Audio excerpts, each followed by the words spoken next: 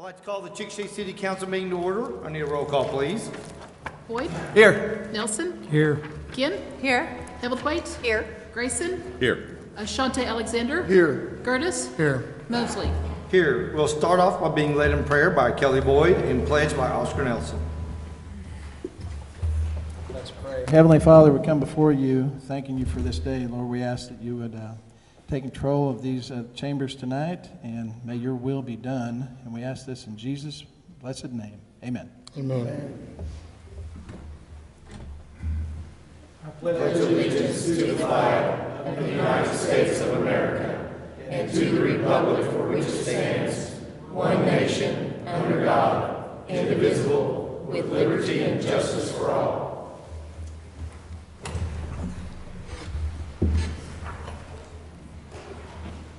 I'm going to go ahead and jump real quick to council communications. And Chief, you have some officers to install the oath with.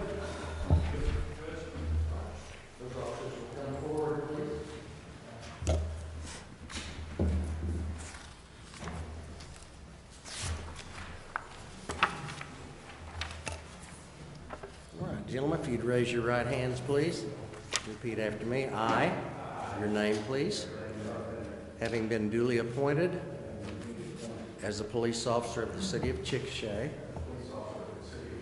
County of Grady, State of Oklahoma, do solemnly swear that I will defend, enforce, and obey the Constitution and the laws of the United States of America, the State of Oklahoma, and the ordinances of the City of Chickasha. I will obey the lawful orders of my superior officers and the regulations of the City of Chickasha and the Police Department, that I will faithfully discharge my duties and responsibilities as a citizen of the United States.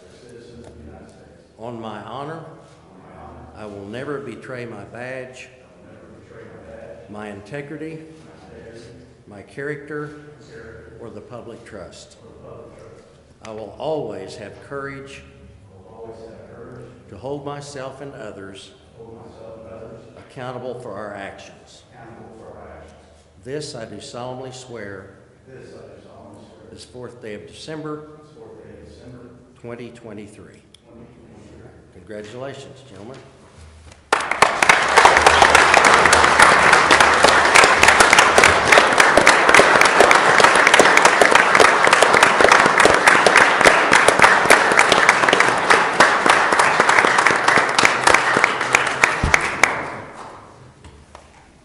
Mr. Mayor, if I could have 30 seconds. Yes, sir. Please stay here. May not be important to a lot of people, but I know it's important to some people in this room. If I could ask Jason and Stacy Carpenter to come forward. Jason and Stacy both worked for the Chickasha Police Department. They were recently in an argument about this, and so I'm settling it tonight. Stacy, would you give your son your badge? This is her original badge that she wore while working with Chickasha.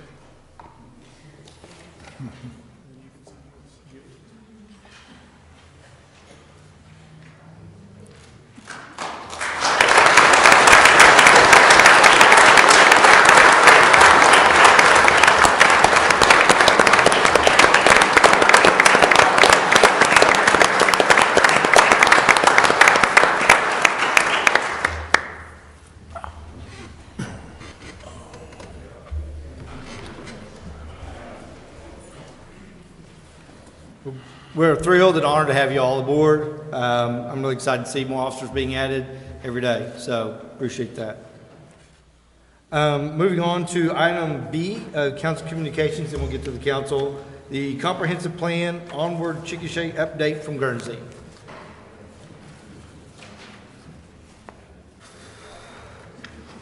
Right here. Doesn't look like it. Hey, well, she's that didn't say something. I have to crowd these.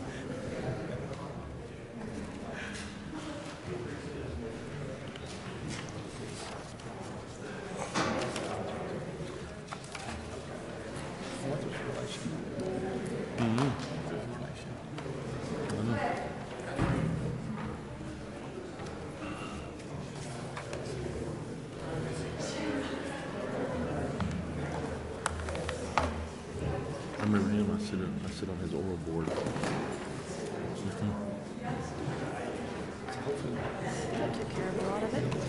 He's good. Is it good now? No, I think he just got hired. No, he couldn't have been through Cleat already. It's been, Something that's included. See ya. yeah.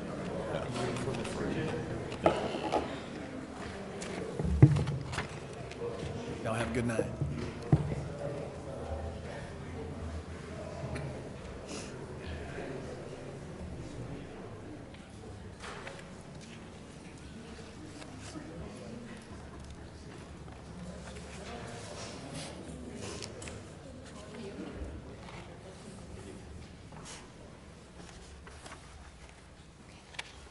Okay. Hi, everybody. Thank you for Hello. having us this evening. It's been a while since we've been here last and spoke with you all. I believe it was in June of 2022. So again, thank you for having us. My name is Laura Berge. I'm with Guernsey out of Oklahoma City. I am the project manager for the Onward Chickasha Comprehensive Plan update. And I am here tonight to give you all a update on what's happened in our process and next steps and what to look forward to as we are nearing the final phases of our project. Okay. Just to briefly go over our process, these graphics before you kind of give a high-level overview of our comprehensive planning process. We are currently in phase 4. There's 6 phases total. So phase 1 and 2, we are really kind of focusing on kicking things off, starting our engagement process.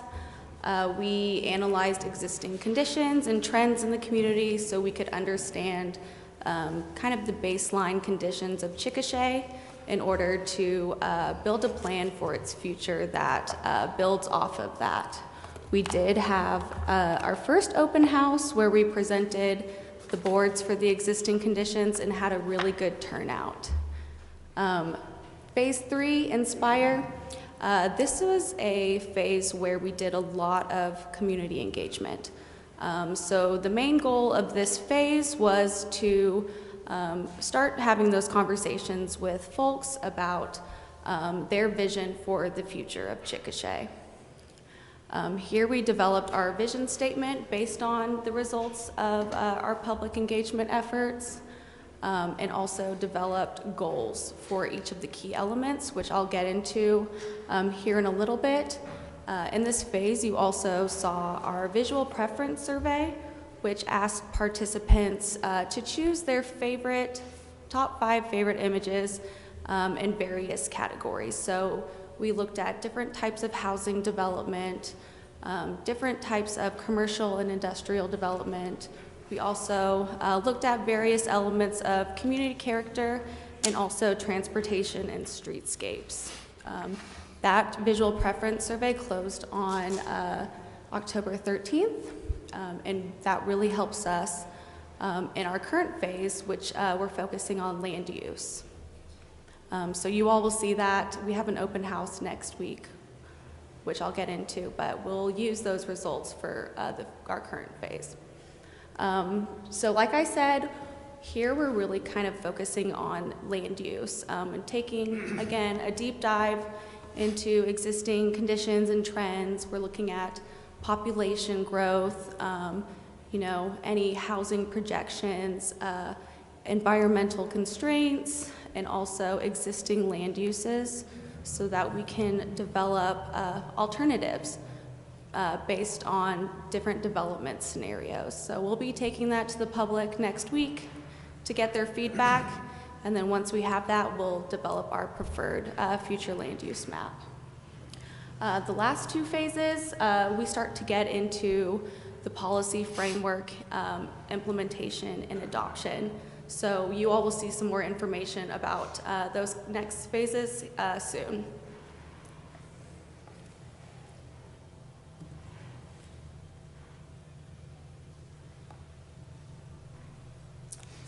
It's lagging a little bit. Let me go back. Huh? Will?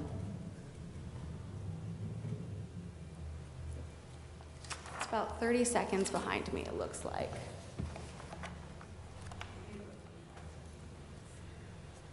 Sorry about that. Okay, there we go. Top Shay. Thank you. Okay. Public engagement. So as you all know, our comprehensive plan, really, the foundation of it is built off of public feedback, public engagement, and the wishes and the desires of residents.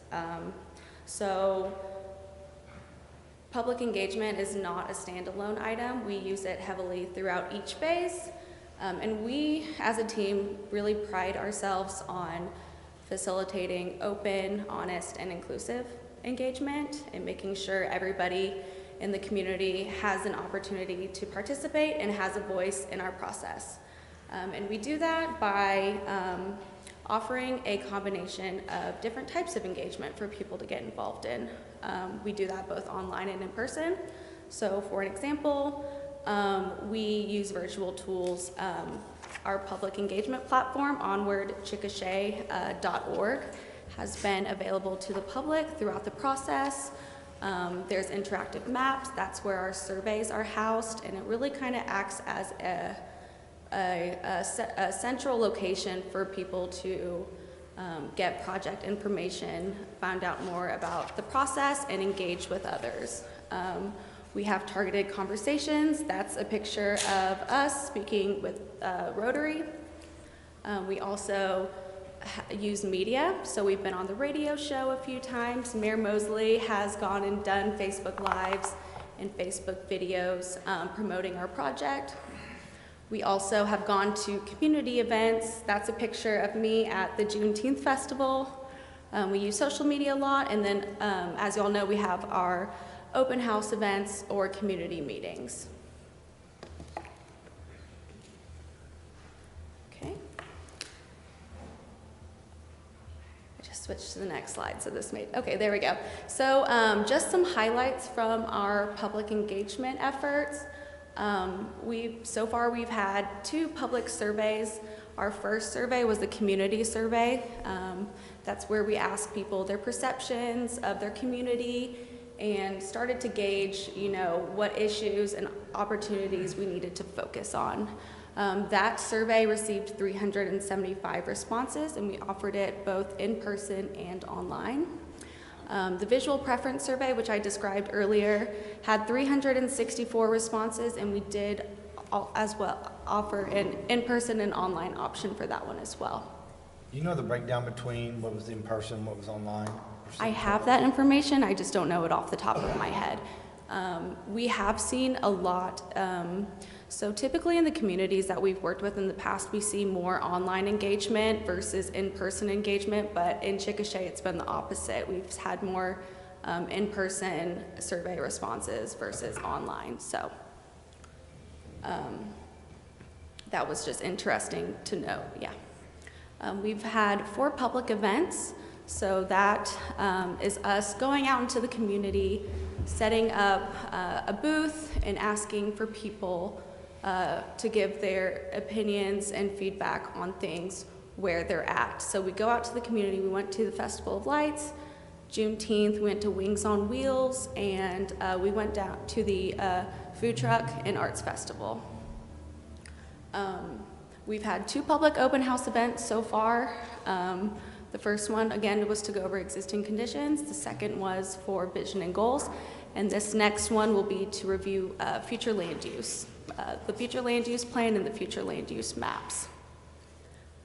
Again, our engagement platform has been very popular. We have 450 registered users. We have an interactive map where people can view an aerial image of the city, drop comments, leave suggestions, and upload pictures to it of kind of, their wishes for how that place should look. So again, 12 interactive map ideas, but there have been 22 participants on those ideas, so that means there's people collaborating with each other on those ideas.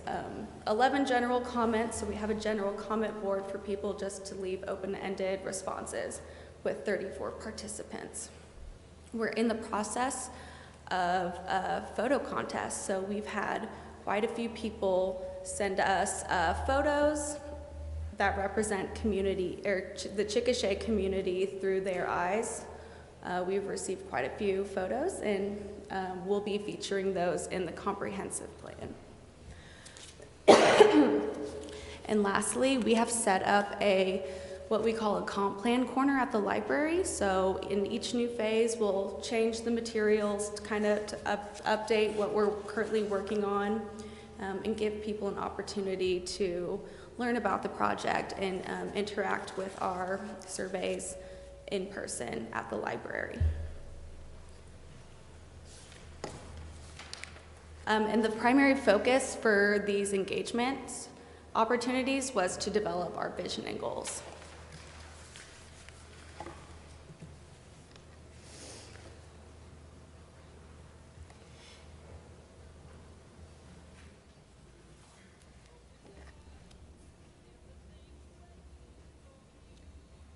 There we go. Okay, so just really quickly, this pyramid that you all see before you outlines the steps of our process. So each element or each part of this pyramid builds off one another.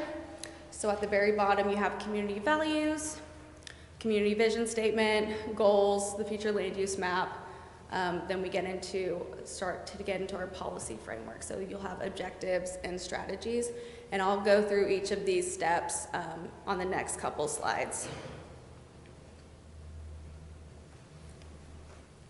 I will say too, so when used together, the steps of this framework will provide, overarching guidance to future growth and development. So this is a very important element of the comprehensive plan.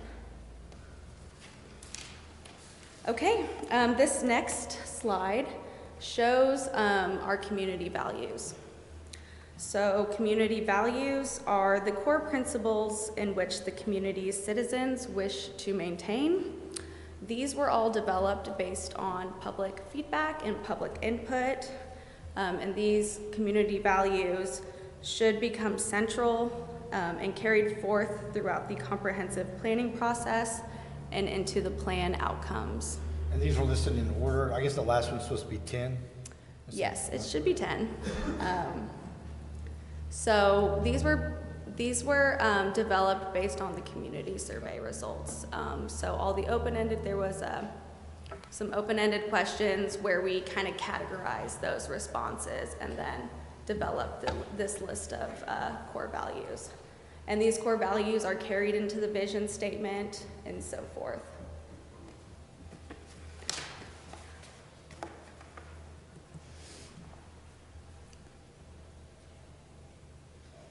Okay, can everybody see this slide okay? I know the text is kind of small. Okay, so this next slide outlines our community vision statement. So the community vision statement serves as a basis for the future land use map and the other comprehensive plan elements.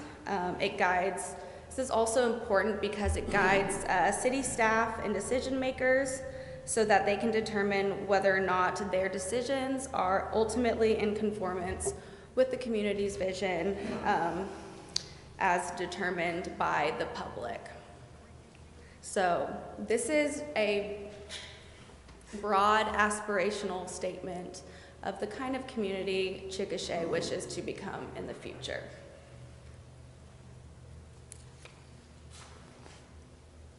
I'll just wait here for a couple more seconds so people can read it.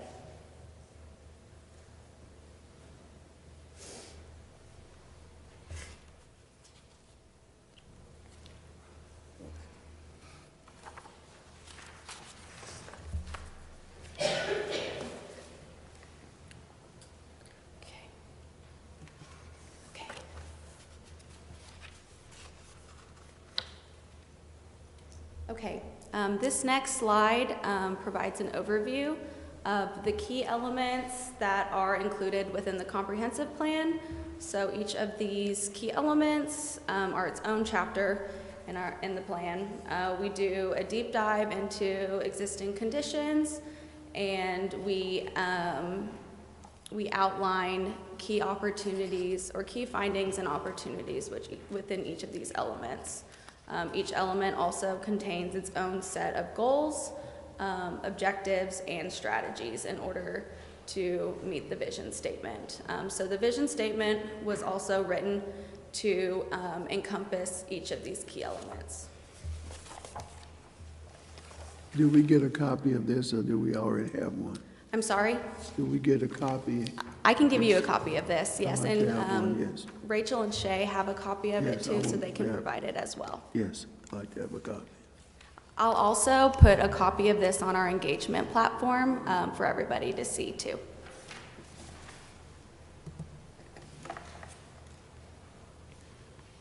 Okay, this slide is very busy, but I wanted to show all of the key elements, goals on one slide.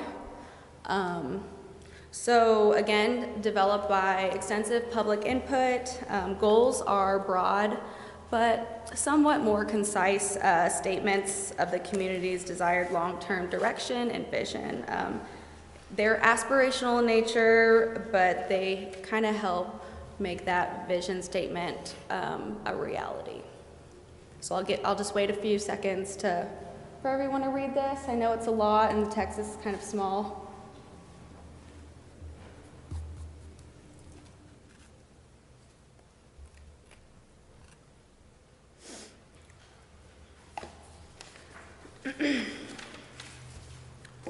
So who's going to have a copy of this? I'll make this presentation available on our engagement platform, but the city can also make it available on their website too. If you aren't a member of our engagement platform, it's Chickasha, onwardchickasha.org. There's a link on the chickasha.org website. Okay. So I can print however many copies I want, and bring it to Susan or whoever is that person, Yeah. so everybody can have it. Yeah.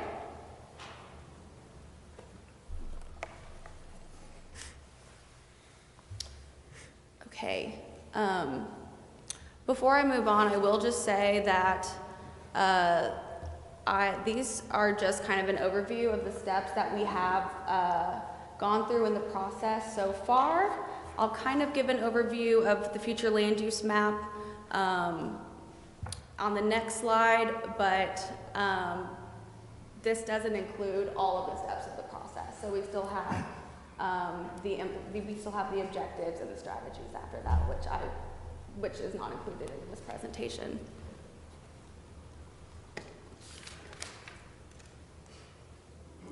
So we've been working with city staff and our stakeholders over the past few months to develop an initial land use plan and future land use map for Chickasha. We are taking it to the public on next Tuesday, I believe, the 12th. So I would say everybody come out and look and see what we're doing and provide their feedback, because this is a very important phase of the comprehensive planning process. So I'll just go over now what a future land use plan / future land use map is and what it's not, because it's very technical and can get very confusing, and it looks like a zoning map, but it's not one. So a future land use plan / map represents the future vision for the city of Chickasha. Housed within the within the land use plan, the flume, that's what we call future land use map, is a map that depicts the envisioned land use patterns, designations, and guidelines for various areas within the community. So when both of these elements are used together, they act as tools for city staff and decision makers to use to guide future growth, development, and decision making efficiently, which enables them to align their actions with and investment with the community's long-term vision of Chickasha. So a future land use plan and a future land use map is a guide for policy decisions. So those are things like your zoning and subdivision ordinances, your infrastructure investments, development projects, and also incentives, future incentives for the city. In order to develop a future land use map, we do a deep dive again into existing conditions. We look at the city's existing infrastructure, you know, where do existing water and sewer lines exist? Are the land uses that we're projecting in a certain area, are they able to be supported by current infrastructure? Would the city need to expand infrastructure to support them? Are there adequate roads and transportation and access to serve these land uses? We also look at various environmental conditions. So Chickasha has a large floodplain, so we've been taking that into consideration too. If we were to develop these types of land uses in the floodplain, what would that mean for the city, and what would that mean for developers too? Again, we look at those existing conditions, but then we also kind of compare that to the feedback that we've received during the engagement process too. What is the city's vision? What are the goals? And how can we combine those two into a preferred land use plan? So what a future land use plan is not. Like I said, a future land use plan or a map is not a zoning ordinance, is an ordinance or map, although they do look very similar. They do not dictate the uses for specific uses on parcels. And they do not hold the same legal authority that zoning ordinances and zoning maps do. So it's important to note that a future land use map is not a zoning map. A zoning map legally dictates what specific parcels can do with their property. A future land use plan kind of gives general conditions to an area based on the types of uses that could be allowed within that land use category. However, the zoning ordinance and the zoning map should be guided by the future land use plan and the future land use map. So that allows city staff to kind of look at the zoning map and the zoning ordinance and say, all right, is this, development, or is this expansion in line with our future vision in terms of land use and development? I think you touched on this, but this does take into account citizen feedback, right? Yes, absolutely. All citizens? Yes, sir. All citizens? Mm-hmm. Can you give us a breakdown of racially in that feedback, what it looked like? I don't have that information off the top of my head, but I do have access to that. Okay. So I could send that to you when I get back to the office. Okay. I won't be available tomorrow. That'll be fine. I can send it to you. Yeah, that'll be fine. If you just sent it to Susan, she Okay. can disperse it for us. I gotcha. Yeah, I can send that information to you. Okay. This is kind of the conclusion of my presentation. I'll talk about next steps here.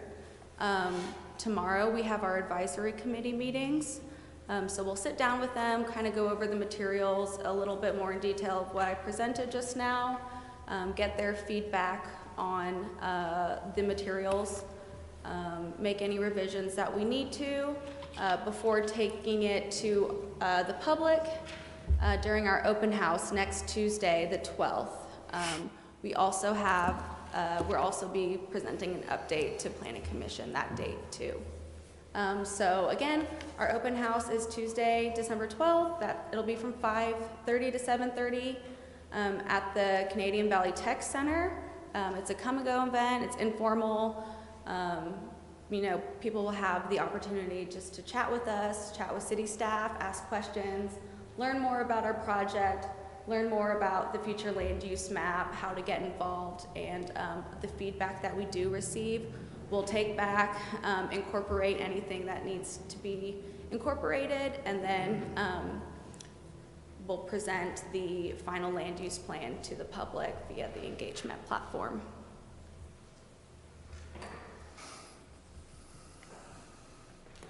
Okay, does anybody have any questions?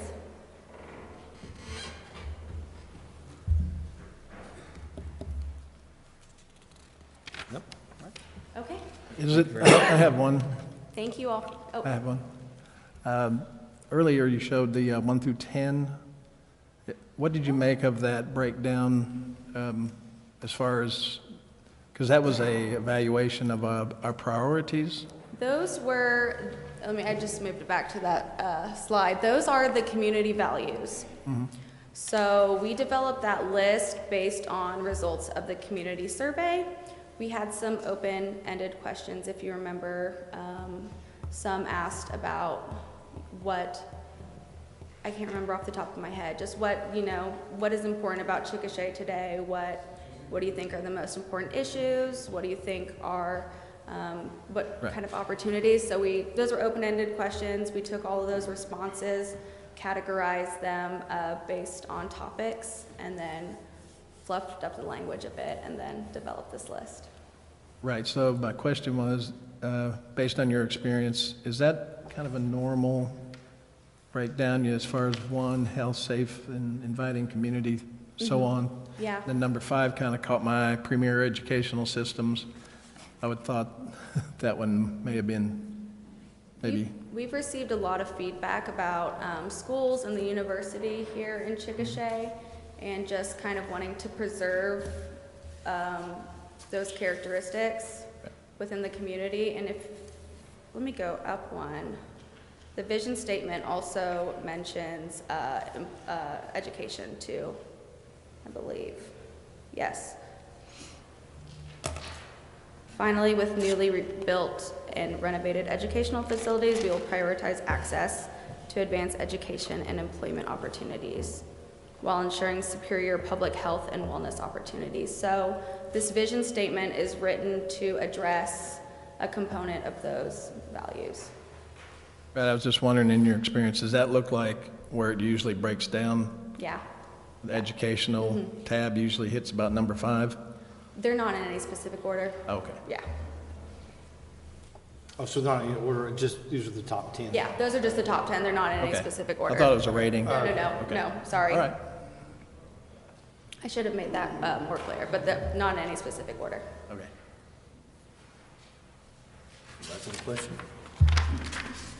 All right, thank you very much. Okay, thank you all. You. All right. Other council communications? Yes, I have one. I'd like to ask Mr. Johnson a question about a situation we had before Thanksgiving.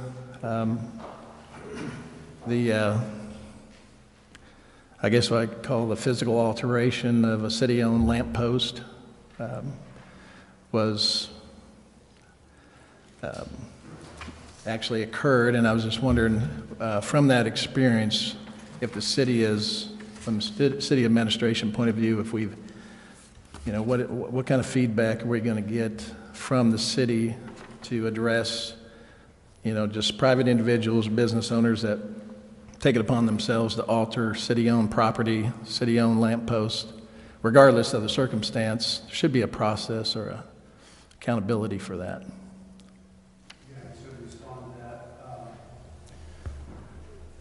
Last year, you'll recall that the city actually formally voted to not allow certain types of lampshades to be placed during the Christmas holiday season.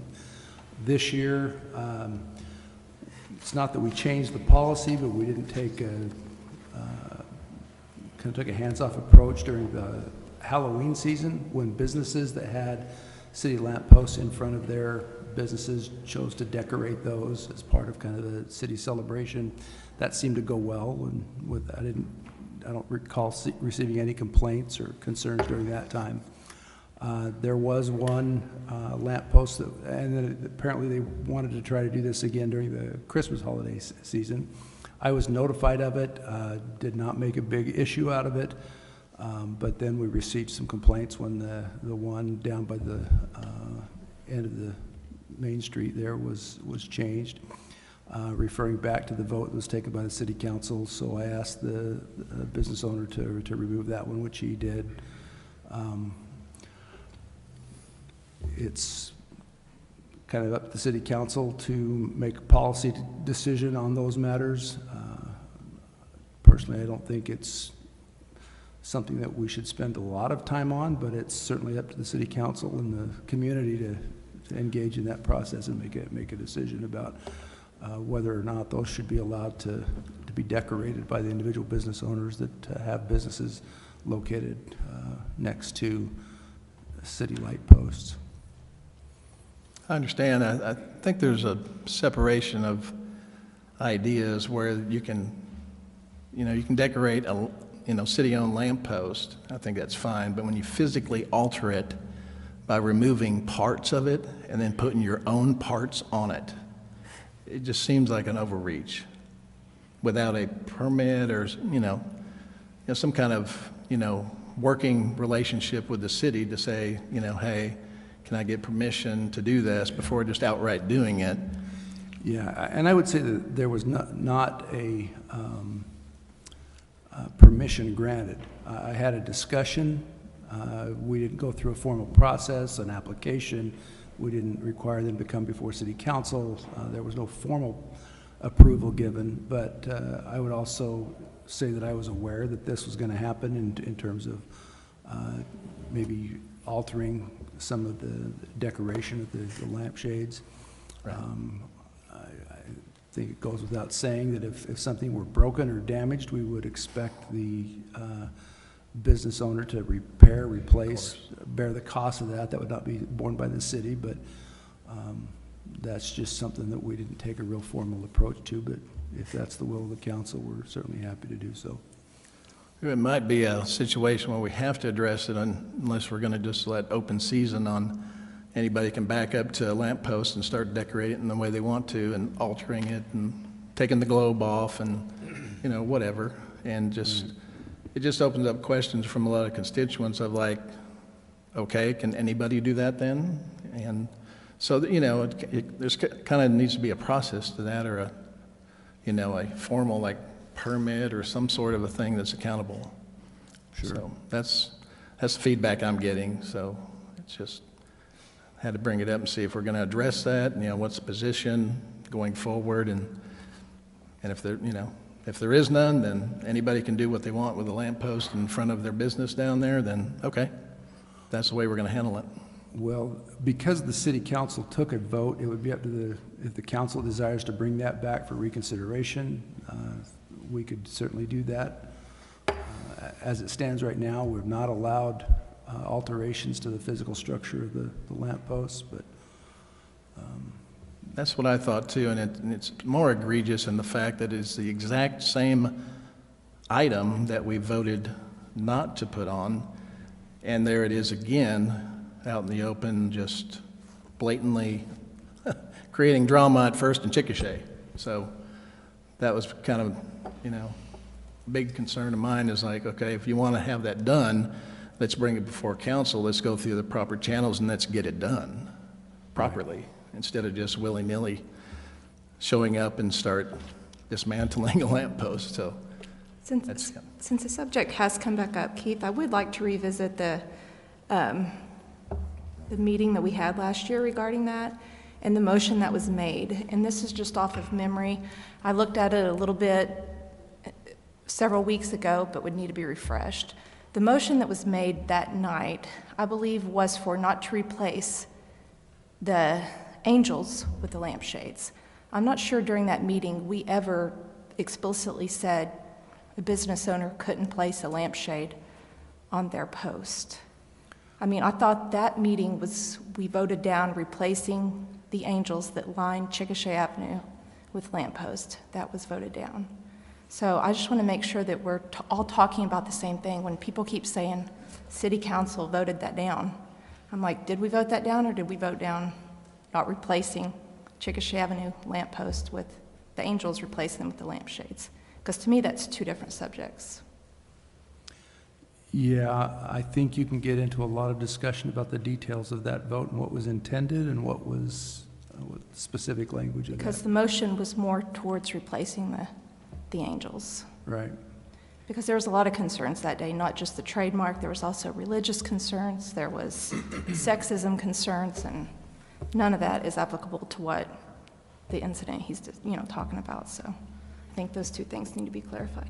Well, I would agree with Kelly that creating some kind of permitting process to make sure it's done properly and vetted through the city staff. I don't think it needs to come before council every time a lamp post wants to be decorated, but I think there does need to be a process, and as long as that process is agreed upon and voted on by us, I think the city staff is more than capable of administering that process.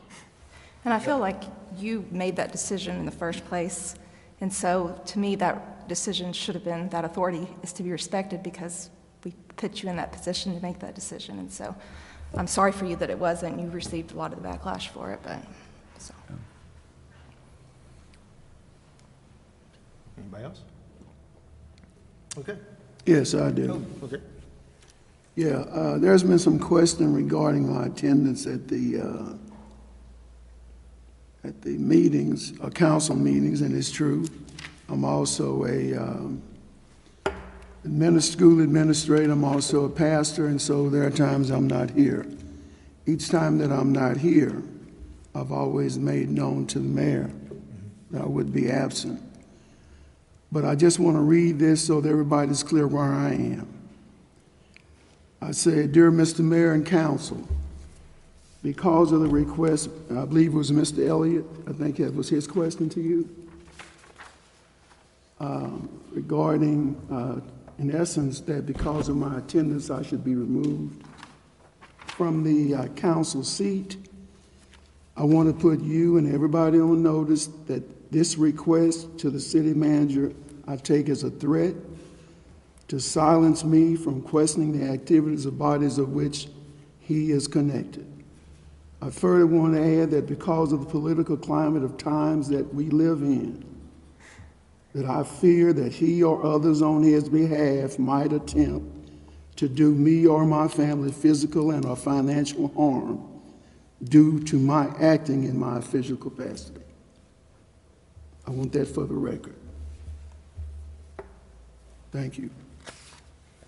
Could that be repeated? Here, did I give you a copy of it? Well, we can give it to him afterwards. You know, since we're on the subject, might as well just jump right in there, right? Both feet? Elephant in the room. Yeah. You know, the city charter reads this way, and, you know, I've looked, and there's also an Attorney General's opinion. And this is section 17. Each council member and the mayor shall be required to regularly attend official council meetings. Any person that council seats shall be declared automatically vacant if A, attendance is less than 75% of the council meetings in any 12-month period. B, more than 50% of any council meetings are missed in any 6-month period. Or C, any 4 consecutive council meetings are missed. If such vacancies shall occur, the council shall fill out vacancy as provisions contained with the charter. But also, there is an Attorney General's opinion from March 27th of 1997, and it deals with the absences of a council member. And it says in paragraph 7, the Supreme Court in Nesbitt versus Apple, 891, I guess P2D, I'm not sure what all those numbers mean. You'll have to explain legal stuff to me. That before an appointing authority can act to fill a vacancy, the appointing authority must make a factual determination concerning the reasons by which a vacancy has occurred, and if there is any dispute with respect to those facts, the incumbent office holder must be afforded minimum due process before the determination is made. And then in paragraph 8, it talks about the general statutory provisions as interpreted by the Oklahoma Supreme Court. It is the appointing authority that determines whether a vacancy has occurred, as we have seen in the case of vacancy in an elected municipal office, save that of the mayor. It is the municipal governing body's remaining members to make that such a determination. So it would fall upon us as council members, according to the Attorney General's office.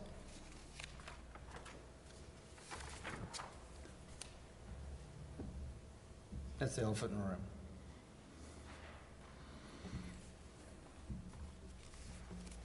So it would take an action by council itself to actually do something. It has to be an agenda item with a discussion in an open meeting and then a vote taken by council to make a decision on what to do. And that's what the Attorney General's opinion states. And I can get that sent to Susan and she can share it to everybody else. But we're also talking about something that it may cause emotion and cause certain feelings, but at its face, it's a line that you're either on one side or you're on the other. You're either in compliance or you're out of compliance. Right. There's no opinion, there's no gray area, there's no whatever. It's just, it is what it is kind of thing. And I don't think any of us are advocating for the removal of anybody. I mean, I think Dr. I think you and Kelly and whoever, Rick, he falls in that, are great. Here's my point. Yeah. Here's my point. If you got a question of why I'm not there and you're concerned about my ability to do my job as a council member, then come and talk to me. Yeah. No, and I agree. Right. I'm just saying I think they're raising concerns that it's in the text. It's not about what you're doing or where you're at. But it I'm either saying, is or it isn't. it just seemed awful suspicious. Because there have been other people that have missed in the past. I've been here longer than anybody. It never was an issue before. I completely No, I understand. understand. I understand your point. Feel personal, yeah. Okay? Well, yeah. So I'm just simply saying that if we're fair and we're concerned as citizens, you know my number. I've never been disparaging to anybody. No. I've never refused to talk to anybody. If you got a concern about the why, then I'm not here. Then you come talk to me. You always text me. So my whole thing with this is why do we have that in the charter if it's not something, though, that's going to be followed? Because that does. Oh, I don't have a problem that it's followed, but if we're talking about rules, then everybody needs to follow the rules. I agree. On everything. I agree. Yeah. On everything. I agree. For everybody. But it just becomes a problem when we don't follow, if we don't, in anything, if you don't Well, now follow, we're you gonna lose start talking about following discreditation. rules? Yeah. What's that? He said now we're going to start talking about following the rules. I don't know what he's referencing. But. Okay. All right. Any other council communications? All right. Let's roll on to item 2, citizen comments.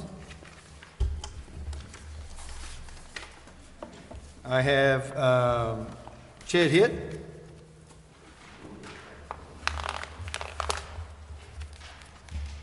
Mr. Boyd, I'll be more than happy to pay a fine for what I did. That's stand-up guy, I appreciate it. I don't buy into all the politics of this community. Haven't been there. I'm here to do a job. My job is to come into town, invest some money. I've invested several $1 million into this community.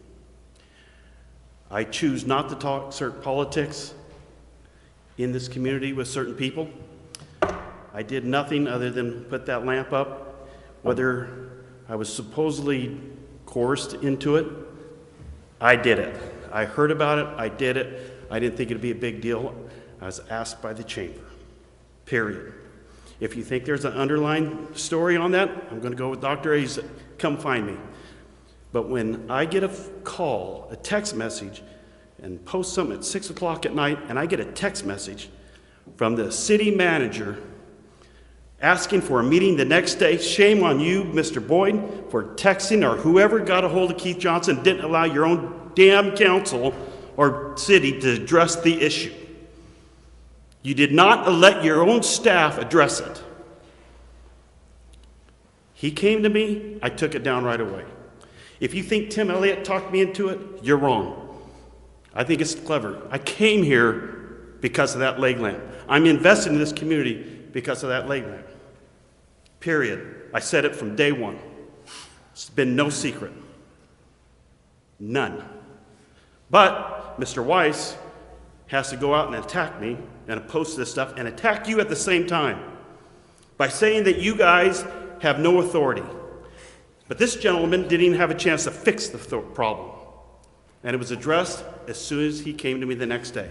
I forgot to set the timer for 3 minutes. You got it. So I get 3 more minutes? Because I'm on a roll right now. About a minute and a half more. I think it's wrong. I think you guys need to run your business the way it's supposed to be ran. It's not the good old boys club anymore. If you think it is, I think it's gone. I don't buy into that, but I'm not going to get attacked. Now, I am a guy that will make lemonade out of lemons. I told Mr. Johnson, if I take this down, I will post something. Lord knows I had no idea it was going to go to this degree. This little post has received 70,000 views. 70,000 in a community of 15,000. 99% of the people that responded to the online survey, yes, it's probably biased, it was me who posted it. 99% said they wanted a lampshade, 1% didn't. Okay? Bottom line is, why, since 2019, 2020, are you guys still dealing with this issue? Hit it head on, address it, either put the lampshades up or get rid of them. But make a decision. You're the council. You're the decision makers to make this happen. This should not be dragging this community down, but I will tell you this. Just like I told my post in response to Mr. Weiss, you want to attack me online, you will get a response from me. I'm not here. And the good thing about me in all this, at any time, you don't need me. You need the future of this community. You don't need a Chet hit here. Because I can sell at any time and leave. I don't care. I'm 60 years old. I don't need this kind of BS anymore. And I'm not going to get attacked from Mr. Weiss and Mr. Sion. He's no better. They don't say anything nice about our community. That's okay. We need to talk about something nice and show what good this community has. Get this lampshade issue addressed. Thank you. Thanks, Chad. Thank you, Chad. All right. I have Jim Cowan. I will hit the button this time. Okay. Yes, sir. Thank you, sir. Good evening. I'll just take a moment. First of all, last Saturday night was a magical night in Chickasha. The Christmas parade was absolutely fantastic. Before the Christmas parade, downtown Chickasha was full of people wandering around, shopping, having a great time. Thank you. After the Christmas parade, we had a concert with the Imaginary singing Christmas music that was a benefit for the community theater. What was magical about last Saturday night was the fact that I also had an opportunity to meet with 3 different people from the movie industry that are not affiliated with the movie being shot currently in Chickasha. Those 3 people are interested in shooting a Christmas movie here in Chickasha. Lampshade, no lampshade, okay. They're interested in what we have to offer here in our town, and we showcased it. The Festival of Light, I think, will show that we're going to have record attendance. Once we have those numbers, we'll pass them on. What I'm giving you now is a letter from December 9th, 2022 from a trademark attorney in Oklahoma City, recognized as one of the top in the country. Last year at this time, when you all were debating this issue, we wanted to get an expert opinion. If you have a problem with your knee, you go to a knee doctor. We had a problem with a question about infringement, we went to an infringement attorney. The only thing I'm going to read you, and then not wasting more of your time, is that in the second paragraph, and you've got it right in front of you, the risk to the city of Chickasha is virtually non-existent. The city of Chickasha can't legally be put on notice by a group generally claiming that there may be some piece of intellectual property existing somewhere in the world covering something you may not do, and that group may or may not own. You've got all the information in front of you. I just wanted to make sure that this was passed on to you as it's been passed on to other city officials. So thank you for your time. Thank you, All right, Jim. thank you, Jim.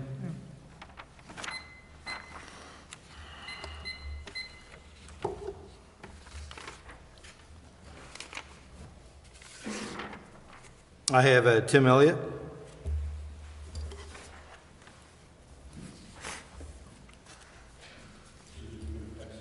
Yes, sir. Yes. Let's get our steps in today.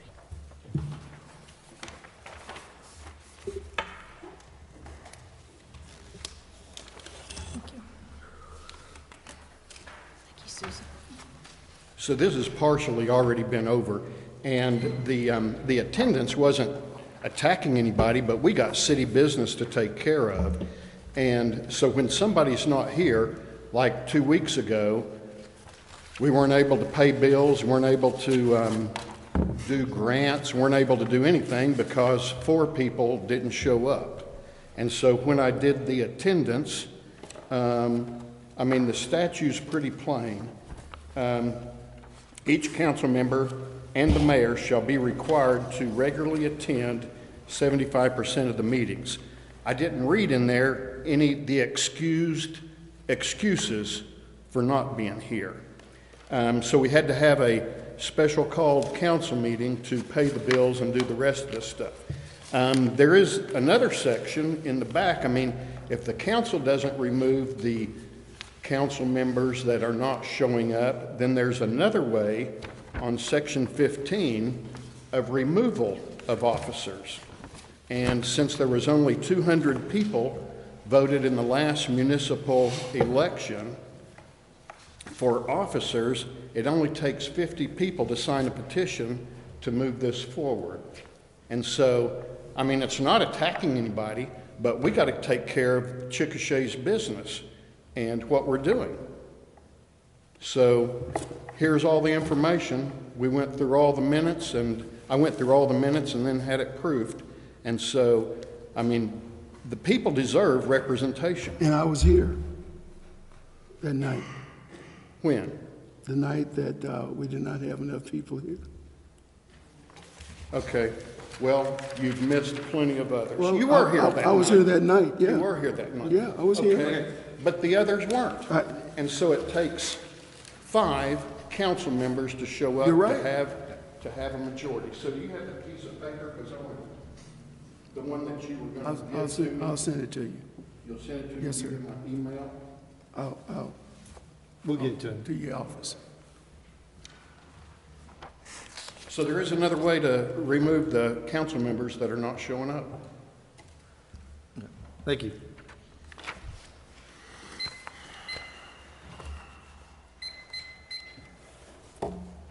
Eric Anderson.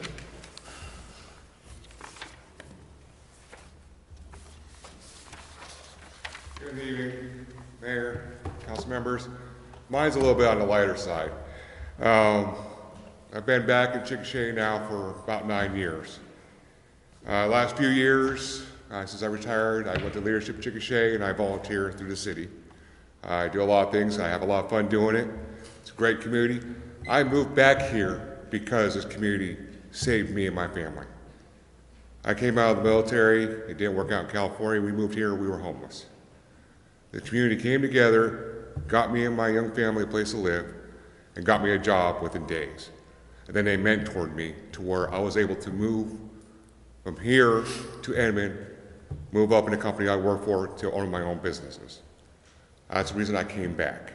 And I would like to thank Rachel and the city staff, because working with them, we helped the elderly gentleman here. Instead of him being forced out of his house, we came together through the Community Alliance and cleaned up his yard and got that taken care of for him. He ended up going to a home. So we ended up cleaning out his garage. He had a lot of new stuff in there. He was a hoarder, but a really nice guy. One of those things that he had brand new in a box was the air conditioner. The air conditioner went to a single mother here in Chickasha whose son went all summer without air conditioning in his room because he didn't want to burn his mother. In the process of that, another young lady here in Chickasha got kitchenware that she needed starting out her life. That led to another elderly lady that needed her furniture moved she was donating. That furniture went to help another elderly lady that had to move to a home that couldn't take her furniture with her because of certain things that the home wouldn't allow in there. These are the connections I've seen in Chickasha last time here in the late 90s. These are the connections I see here now in Chickasha. These continuing blessings, that we look out for each other, that we help each other. To me, each blessing leads to another blessing. And I've noticed, being back here again, all the blessings the city has and all the growth it has, thanks to everybody in this community. We butt heads, we argue, we disagree. But the underlying of it, residents are being helped through these blessings because we choose to help someone instead of putting them down. My thing is, negativity is contagious, but so is positivity. So when we disagree, have disagreements, let's choose to spread the positivity and the blessings that this city represented to me and my family in the 90s, and represents my family now that we moved back here. And that's a big reason why we chose to come here instead of Blanchard or Edmond or somewhere else when we sold our farm. This community has something I have not seen anywhere else.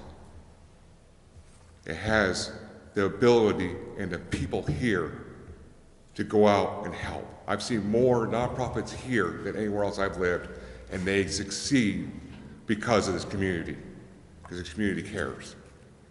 So I'll just leave with this, and why I love Chickasha, why I'm here, and why I choose to move back. Positivity. Thank you.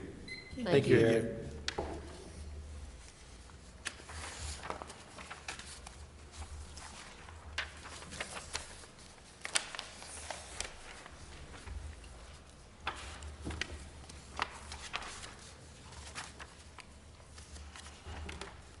Item 4, consent docket. So moved. Second. Any discussion? Roll call. Boyd, Yes. Nelson, Yes. Ginn, Yes. Ebblethwaite, Yes. Grayson, Yes. Ashante Alexander, Yes. Curtis, Yes. Mosley. Yes. Item 6A, discussion, consideration, and possible action to surplus antiquated rifles, magazines, and miscellaneous firearm supplies and dispose of as deemed appropriate. I move to approve the surplus of the weapons and miscellaneous equipment and authorize the chief to execute the trade and purchase for the police department. Second. Any discussion? Roll call. Nelson, Yes. Ginn, Yes. Ebblethwaite, Yes. Grayson, Yes. Ashante Alexander, Yes. Curtis, Yes. Boyd, Yes. Mosley. Yes. Item 6B, discussion, consideration, and possible action to surplus a used Olin Alert Maritime signal flare gun and dispose of as deemed appropriate. I move that we approve the surplus to the Nenagel Police Department and authorize the chief to execute the same. Second. Any discussion? Roll call. Ginn, Yes.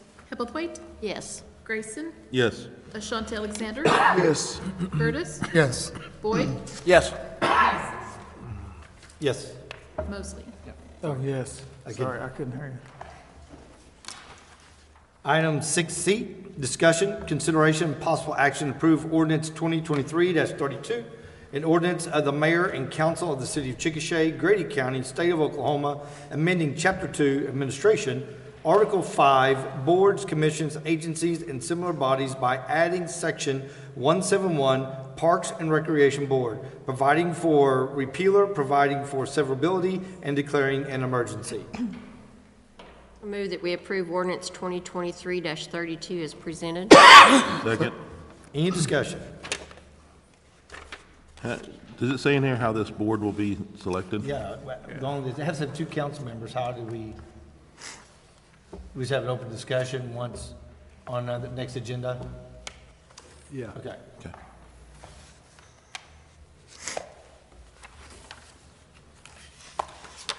All right. Any more discussion? Roll call. Ebblethwaite, Yes. Grayson, Yes. Ashante Alexander, Yes.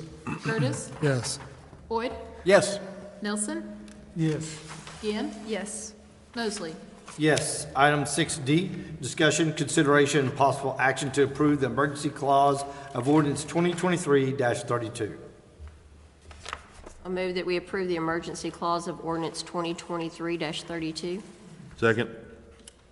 Any discussion? Roll call. Grayson, Yes. Ashanti Alexander, Yes. Curtis, Yes.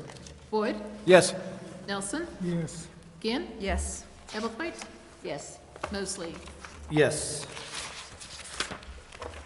We're going to need to pull items 6E and 6F.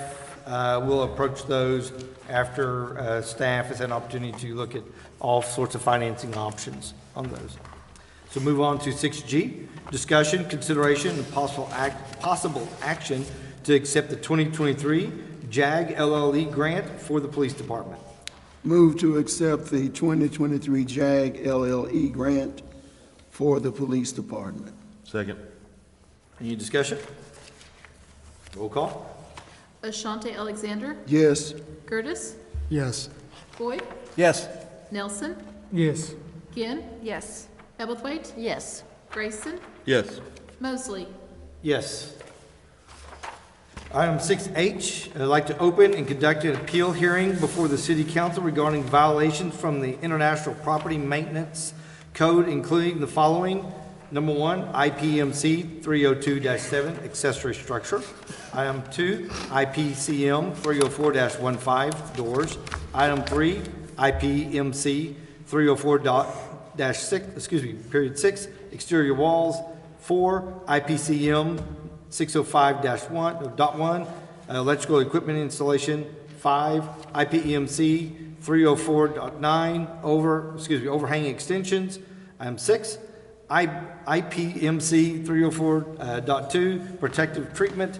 7, IPMC 108.1.3, unfit for human occupancy. And item 8, IPMC 304-13, windows and skylights. 9, City of Chickasha Code, Chapter 34, nuisance, Article 3, dilapidated buildings, to determine if the condition of real property located at 616 Pennsylvania in Chickasha, Oklahoma, more specifically described as 28-0707-17700, all lots 24, 25, 26, Block 24, Chickasha, OT, has become detrimental to the health, benefit, and welfare of the public and the community of the City of Chickasha as a result of dilapidated structures located on the property, or if the property creates a fire hazard that is dangerous to other property. So I have 7:40, start the open hearing. Tonight, like Mayor Mosley said, we're going to talk about 616 Penn in Chickasha, Oklahoma. We are here because we held a demolition hearing inside of the Community Development Office per our Code of Ordinances. We followed our code enforcement processes, and there was an appeal by James Avery. And James is here, so he will speak after myself, and then also his brother Jesse Avery is here, and he will speak after James, just so Mayor Mosley knows to call them up. Hopefully mine doesn't have as bad of a delay. Okay, here you go. So this is a photo from October 2nd, 2023 of 616 Penn. So as you can see, house dilapidation, a burned accessory building, lots of trash and open storage, and then I will go through kind of some case history. So when we look at the property history on a code enforcement standpoint, cases started back in 2010 with high grass and weeds. And open storage and trash kind of started in 2014. Property maintenance, which is the deterioration of the structure and surrounding structure, started in 2020. We have 14 cases in the archives and 2 currently open code enforcement cases on the property. The owners of the property are John and Judy Gonzalez. They have since passed. They are the James Avery, who is the responsible party who has claimed care, custody, and control of the property, is one of their sons. Jesse Avery is an additional son. This property has been without an active water account since 2019. Several fires have occurred at this house, most recently in 2023 from the burned accessory structure. Since 2020, we've had 30 documented calls for service on the property from our police department and several visits that have been undocumented. These are just some updated photos from our inspections. The case history on this current property. The case was started on November 28th, 2022. All of our notices were mailed to the responsible parties. And the following violations were found. So the International Property Maintenance Code has been adopted by the city of Chickasha, and it is a requirement to maintain your property as such. So this includes dilapidated accessory buildings, dilapidated doors, dilapidated exterior walls, illegal electrical equipment, overhang extensions, protective treatment, unfit for human occupancy, and windows and skylights. I will show some example photos of each of those violations for the council. A 60-day notice of violation was sent for repairs to be made or to contact us or to make some sort of plan. This is our standard operating procedures. February 6th, Code Officer Jessica Green re-inspected the property and we found people living in the accessory building. So that would be without water, without running water, without any electricity, without any HVAC, in unsafe living conditions. February 14th, 2023, we did not receive any contact from Jesse or James Avery, and at that point we moved forward with a citation to appear before the judge. These are some updated photos from February 2023. So as our process goes on, this was inspected many, many times, and we have many documented photos that are all time-stamped. Court was held on March 21st, 2023. James Avery did not appear, but his brother Jesse did appear in court. The judge at that point continued this to the next docket. James Avery failed to appear on April 19th, 2023, and a failure to appear was issued by the judge. On May 16th, the Community Development Department received a complaint regarding illegal water use at the property. The meter tech reported a garden hose was illegally connected to the main line of the city of Chickasha water main. July 11th, Jesse Avery was at the house and asked for 10 more days to clean up the property from our code enforcement officer, Jessica Green. We have a documented photo of the illegal hose connection to our water main from our meter tech.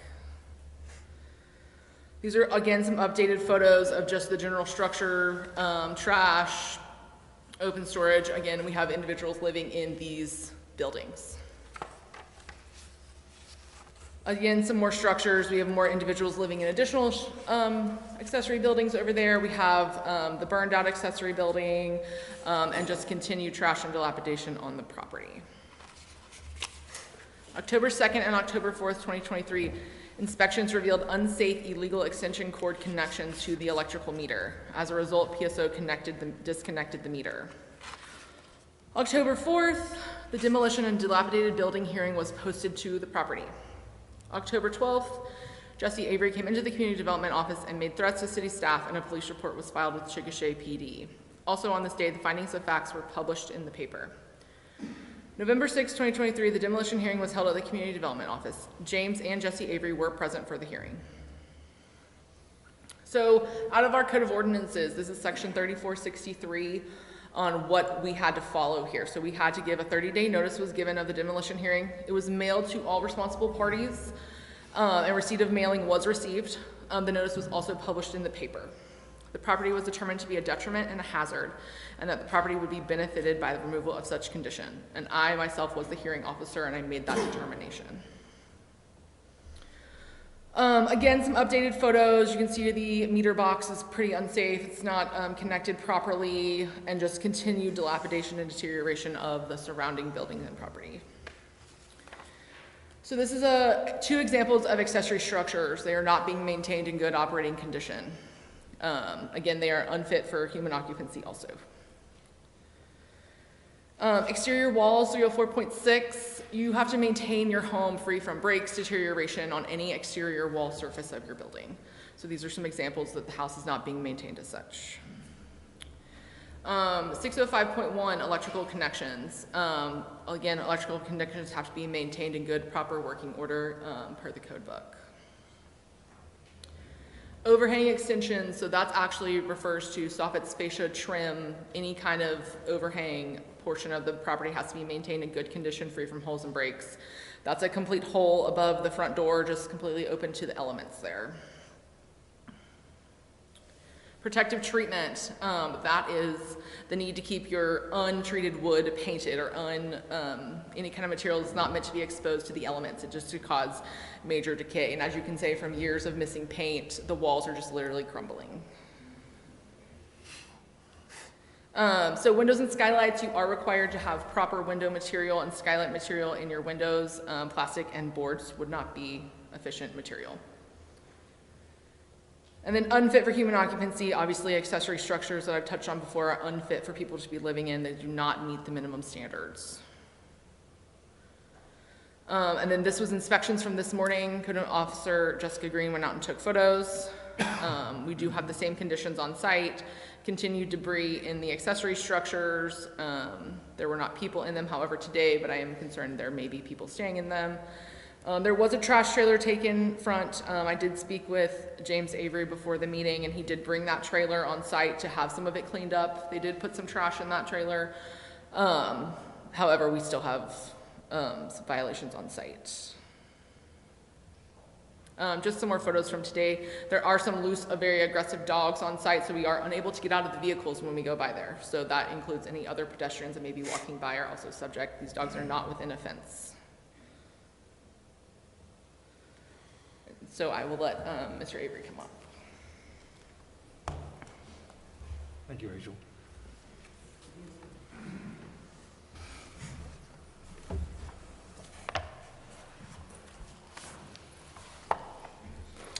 I really don't know what to say. I gave the house to my brother like 4 years ago. I've been paying the taxes on it since my mom died 12 years ago. And he's had plenty of chances to approve it, you know, and they stuck me with some tickets. He told me it's his house, Mom gave it to him. He said he'd go take care of the court, and evidently they put the fines on me. I don't legally own it. I just been paying the taxes. I mean, does that make me an owner by paying the taxes? What does the courthouse record say? Is it? You have custody and control of the property. Okay. So the owners are deceased. So you have claim for custody and control, which is the burden of proof the city holds. Okay. Because there's seven people that has to, family members that have to sign off on it for me to even do anything with it. And he's had plenty of chances to clean the place up. I took a trash trailer over there trying to help him. And it's just really sad. I'm gonna lose my mom's house, you know. I understand. Over this. But I just appeal to try to maybe give him another chance to clean it up, and they might change their mind, you know, but I don't know what to do. You know. Okay. All right. Thank you, sir.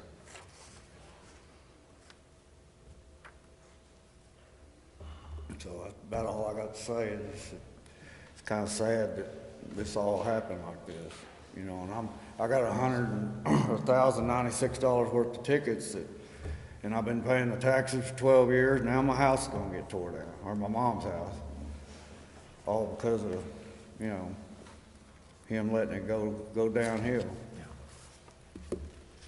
So it's really not my fault. You know, and they're saying I own the house, but I don't own it. There's 7 people on it. I just been paying the taxes because I didn't want to, you know, because it's my mom's house. Okay. So I guess y'all can do what you want with it. I don't know what to say. Okay. All right. Thank you, sir. Unless y'all can give him more time to clean it up. That'll be a discussion we'll have at the next agenda item. Right now, it's just a hearing to hear from all related parties.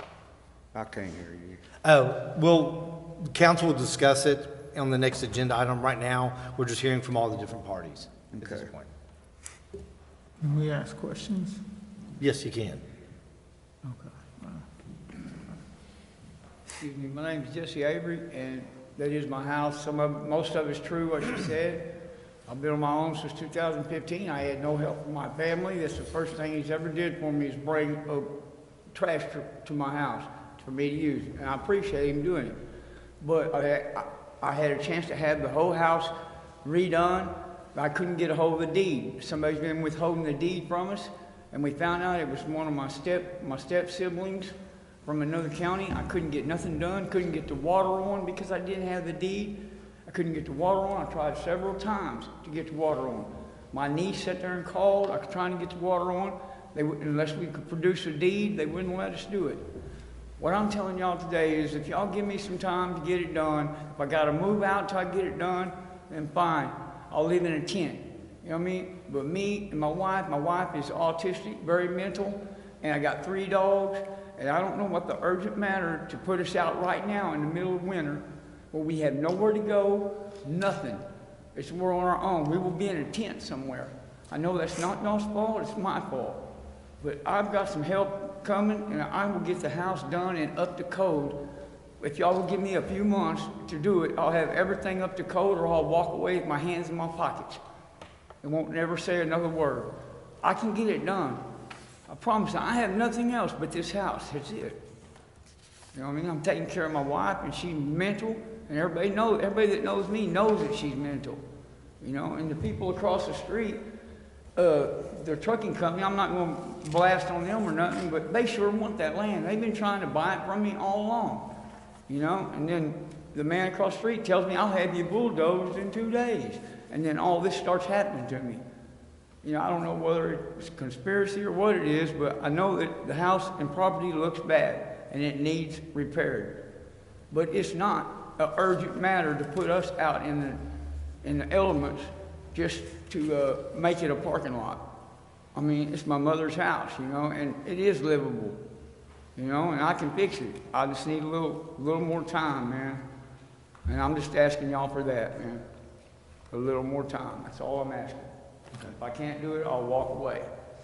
You know, 3 months or 6 months, whatever y'all could allow. I'll get it done. I've got some people gonna help me. And, I'm gonna get the deed from them. The lady down there at the soup kitchen was gonna do a makeover on my house, but I could not produce the deed. You know, and nobody would help me. I didn't even know that the people had the deed. You know, I tried to get it from my brother. He wouldn't even talk to me. You know, we've been feuding for a while. So I've really been on my own. And I'm just not good at this stuff, you know. But I don't want to lose the house, you know. I have nowhere to go. Nowhere. That's all I got to say. God bless you all. Thank you. Thank you.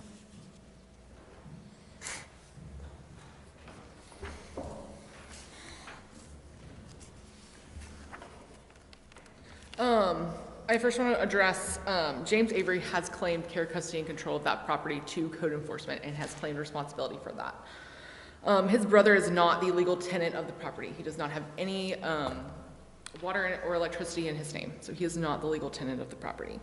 I have had similar conversations with Jesse Avery of like he just talked about right now. I promise you if there was a way, I have offered every resource that we had. Eric, I appreciate you. You talked about that tonight. We offer every resource that we have. We offer every nonprofit that we have.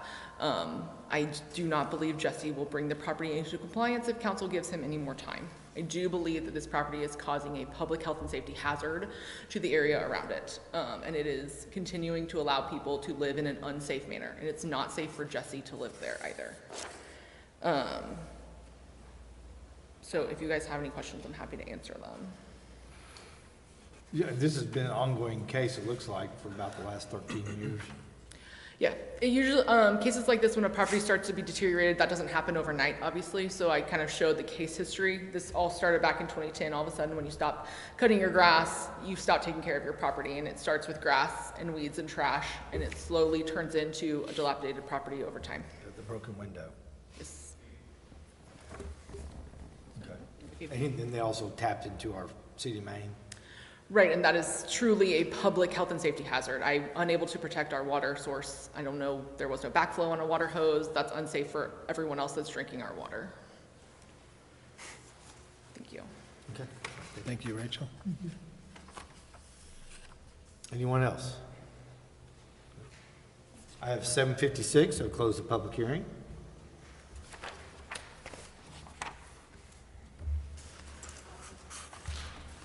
Item 6I, discussion, consideration, and possible action on any finding of facts and conclusion of law from the hearing before the City Council relating to the condition of real property located at 616 Pennsylvania in Chickasha, Oklahoma, more specifically described as 28-07-07-17700, all lots 24, 25, 26, Block 24, Chickasha, OT, and whether it has become detrimental to the health, benefit, and welfare of the public and the community of the city of Chickasha as a result of dilapidated structures located on the property, or if the property creates a fire hazard that is dangerous to other property.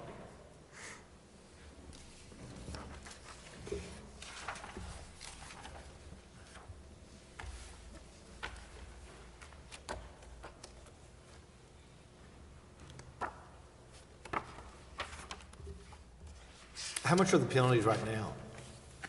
There's just one citation to Mr. James Avery written.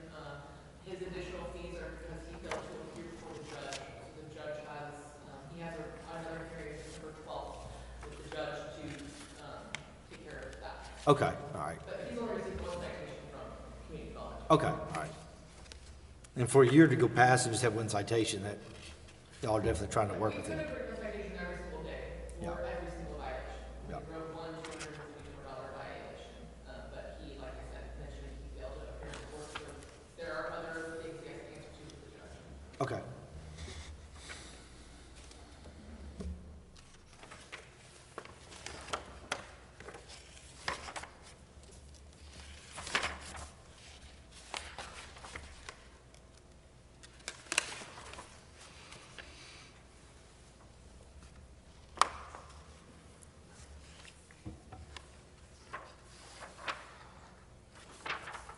Guess I'm trying to figure out the best way to make a motion on this. I guess is a motion to approve the demolition. Is that what we need, Rachel or Amanda? If you're so inclined, you'll make a motion to uphold the findings of fact and conclusions of law made by Community Development Director / Assistant City Manager Rachel Burnish, and find that the property located at 616 Penn in Chickasha, Oklahoma has become detrimental to the health, benefit, and welfare as a result of the dilapidated structures, or whatever it is that you're finding. It's a long motion. Long motion. Write that down. No, I didn't write that down. Kind of wordy. Rachel, this, you know, I'm going on 6 years, and I've never seen anything like this come before us. This is, seems like it's pretty, what am I trying to say? Amanda and I went through cases for even from the old firm. This is the first appeal I think Susan that we've ever had. I think this is also the first time in history, the last 2 years since I've been here, that we're actually following these procedures properly and giving everyone the avenues to do so. I mean, they do have a right to appeal my decision, and council ultimately does get the decision to determine that when they make that appeal. So I think it's Okay. So most other cases, they just don't get appealed. correct. That's why we never see them. I mean, I would say, again, 1% of what we do ends up in a demo hearing that is a forced demolition. We have volunteer demolition programs, we offer that, we have other options to get these down without getting to this point. This is not the point of what we do. Everyone in community development, Jessica and Kat and everyone in our office works really hard to avoid this situation. We offer everything we can to avoid having to do something that's forced. We try to help people do what's best. Now, if it proceeds to that, where's the financial burden for the demolition? Is that on the city or? It'd be placed on the tax rolls, won't it? The property tax rolls. Right, but when the property sold, so we would not be, the city would not retain ownership of this property. Right. They would still own the property, if they continue to pay the taxes, it would still be. With the lien. Owned by them, unless they sold it, and then we would have to bid it out, and then if it sold, when it sold, we would receive our money back from the Grady County treasurer. And who'd you say is on the deed? John and Judy Gonzalez. Okay. Jesse and James Terrence. All right. Yeah. He's been paying the taxes for 12 years. Have the courts never gone through probate on breaking up between all the siblings? I think that there's been some issues with, I'm not sure why they haven't. Okay, all right, we're just curious. Because usually that's pretty standard. But there's also no way that you can, there's no way you could repair or save that house and still continue to live in it, because there's no plumbing, Water, there's no no water, electric, there's no no heat. electricity. I mean, I'm not, we don't take that stance. I mean, there's always a way, but it's time and money and ability to do something with that. and it would take a lot. Yeah, so we don't ever say, absolutely not, that's our determination to make. If someone Yeah. chooses to redo something, they have the right to do that, but they have to bring it up to code.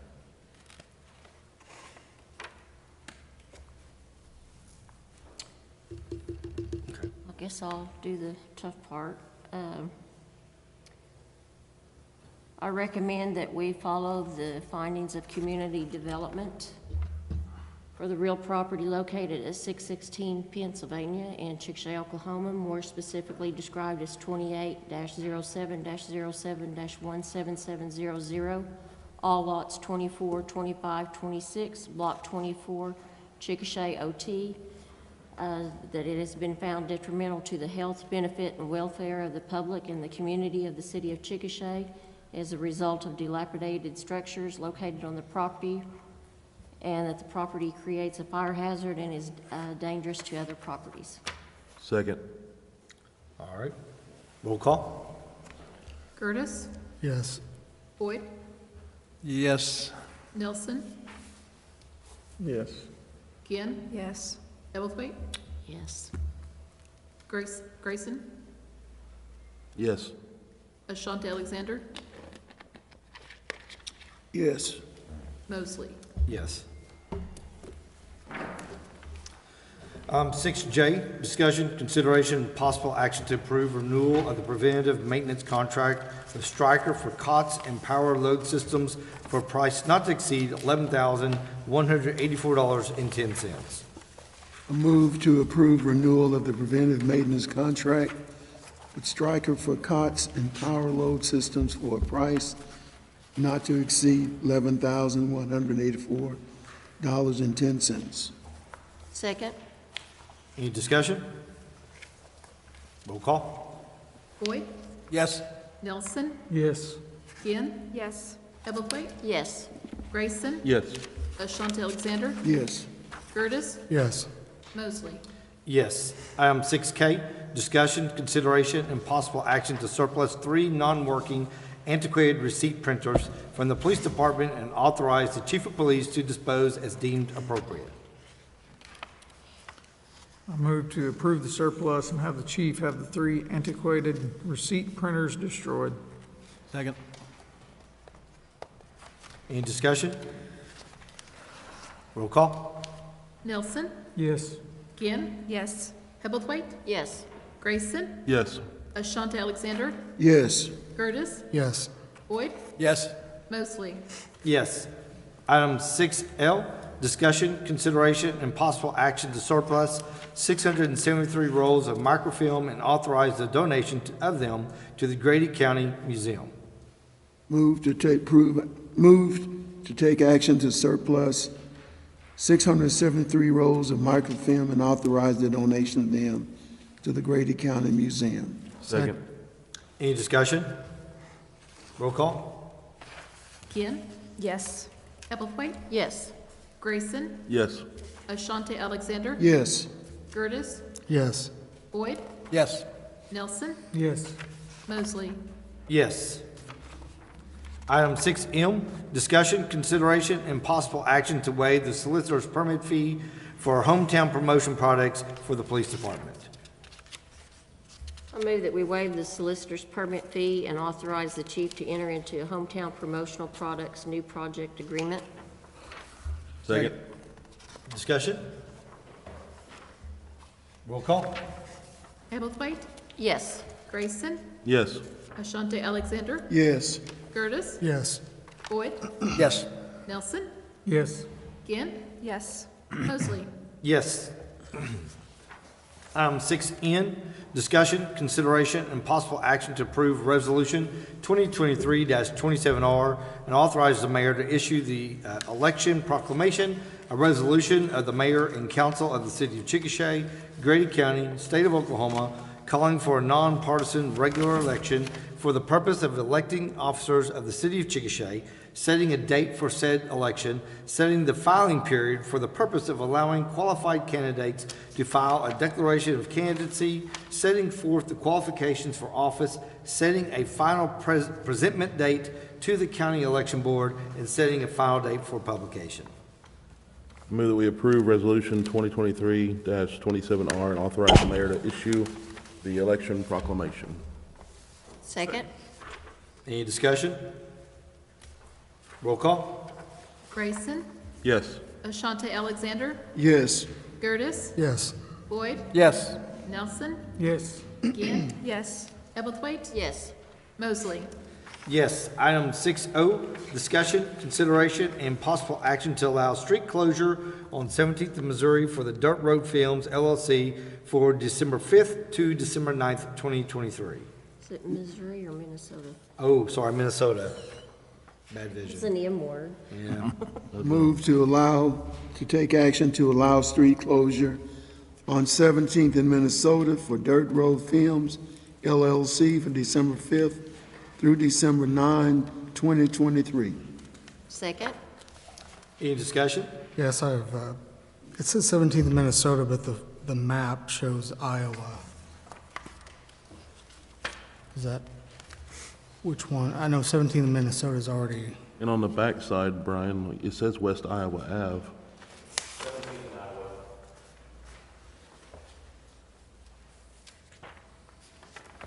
is there going to be issues with safety with the hospital and the police station? Yeah, it's an emergency route. It's signed as one on 4th Street. There's a sign for hospital on Iowa, so. I have Grady County Sheriff's deputies that are going to be posted at each end of the closure, so that if an emergency vehicle did have to come through, they can pull the barricades and get right through.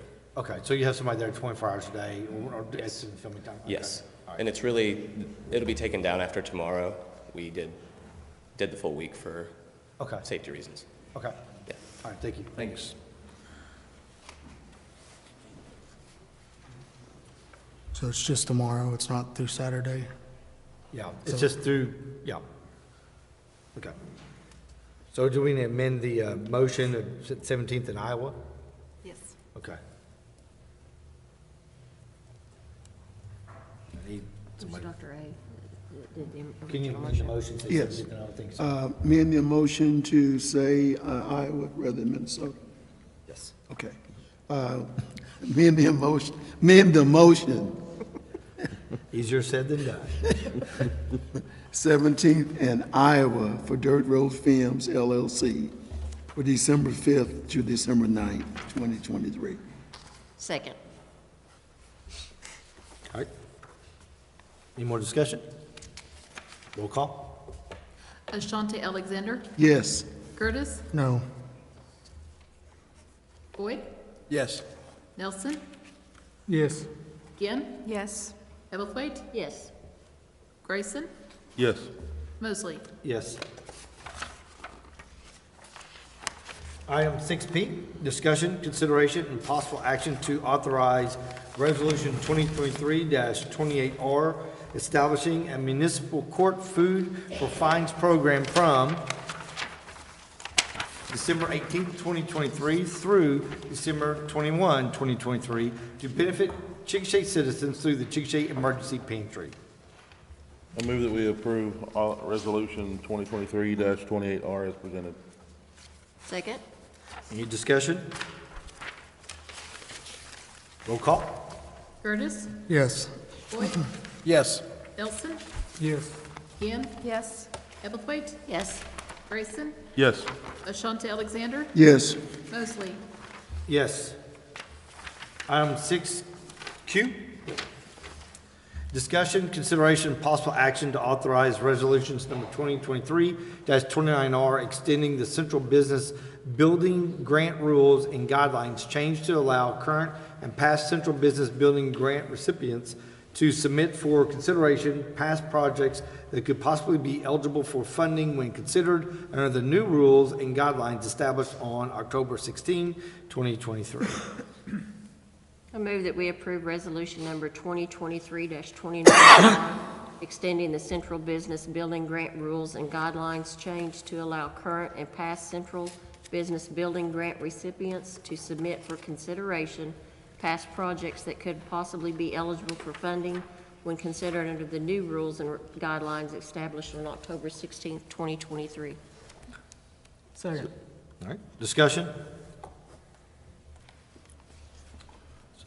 So what exactly are we trying to pinpoint? This would be the downtown district grant. Jim, you want to come address the changes that the EDC made?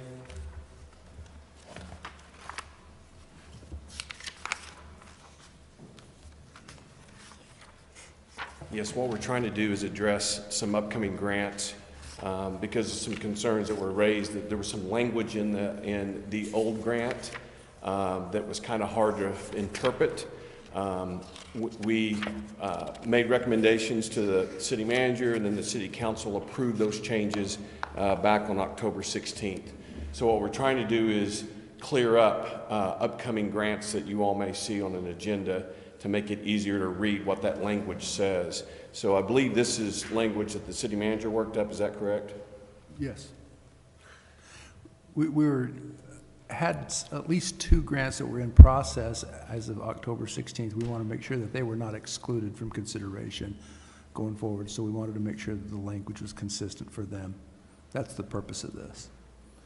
There's a paragraph that is very misleading, ambiguous, whatever the correct terminology is. And old section 5 that we had to reword, and the council approved those rewording changes on October 16th.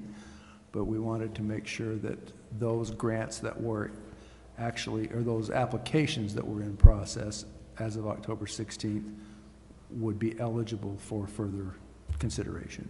Okay. So that's future projects coming up, correct? Yes and no. So a couple current ones and future. You all approved, once you approved that on October 16th, all grants going forward were clean. Everything, the language is there, so you go forward and examine them based upon that. There was 2 grants that were in the grant cycle. They'd been approved on the first phase of the grants had been approved. The EDC made their recommendations, but we were concerned that some of the same issues that had been raised before, when you look at the old grant language, would be raised again, and we understand why. So we're just trying to clear up and use the amended language on these last 2 grants. Yep. So these have been approved, but have we seen those at council as well? You've seen the first phase, and Okay. if you'll recall, there's 2 phases. One is you confirm that they are in the district and they qualify, and then 2, once the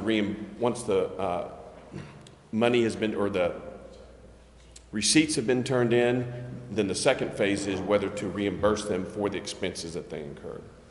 So both of these grants we're talking about have been approved by council, but before we bring it back for reimbursement, we wanted to clean up the language to what you all already, the amendment that you approved back on October 16th. Correct. So if memory serves, all of the approvals needed to be in place prior to the project starting.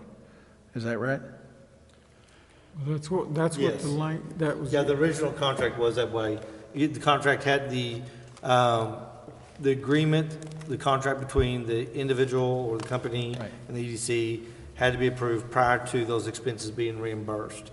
So anything prior to that inception date would not be included. After that inception date, it would have been included. Right. So I'm not getting confused here. I'm just thinking, so you approve a grant prior, and making sure that everybody approves the grant prior to work taking place? That's the way it's worded now, correct? The way it was up until October 16th. Correct. The 16th is the changeover. Okay. Thanks. Has there been any businesses that have tried to apply that were turned away because their work's already done? I'm not aware of any grants that were turned away. Told not to apply because their work's... There was one grant that the EDC recently had concerns about because they did not have a current operating business that produced sales tax. So based upon that language, that grant was turned down. But that's the only grant that I'm aware of that has been turned down. They didn't have a current operating business producing sales tax. Okay. My concern is, if there's a business that didn't apply because their work was already done, we're changing the rules backwards now, right? The language that you all approved yeah. back on October 16th is much more specific and clear in terms Right. of what the process is. Right.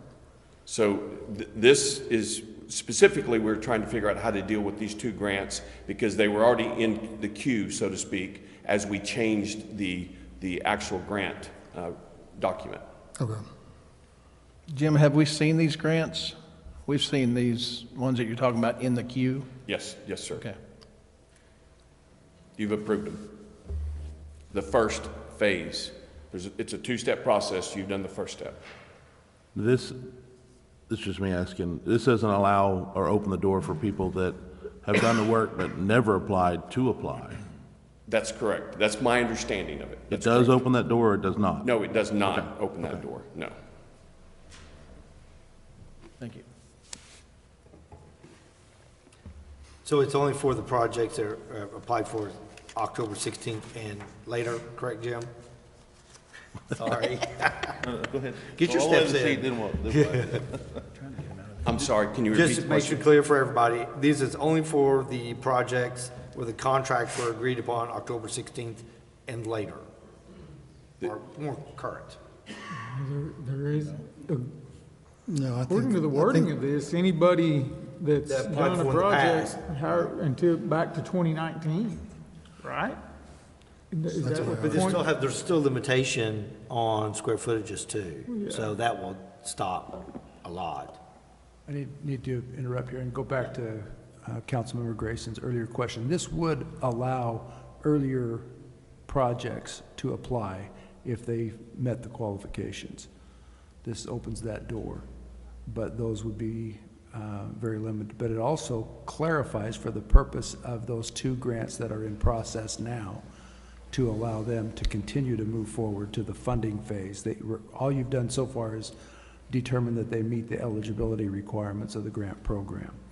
And then funding will come after they've actually done the work. So if somebody has a active sales tax producing business, they would be eligible to apply for grant funding. Am I saying that clearly? Yeah, and just for further clarification, if there was a business that applied previous to the rule change, and let's say that they received some funding, but there was some funding that they did not submit because it did not meet the requirements under the old grant, this would allow them to come back and reapply and let that amount be considered. But that would still get vetted by the EDC Correct. and then recommended. And it would still be limited to the $20 per square foot cap. 25 now, it's at 25 on that new one. Well, It but incorporates the new rules. So 25 all and the 3 to rules, 1. Unless the council changes. You can put whatever limitations you want in this resolution. well, I'm worried that if it was previously 20 and they applied for up to 20, now they can come back for another 5? But That they would may Oh, be, if they were denied. but they Only may if be were capped at the denied. 3 to 1 Only if they were already. denied, They may yeah. be capped at 3 to 1 already also. Just make sure there's That no would- that would back prohibit hole it. loopholes or whatever.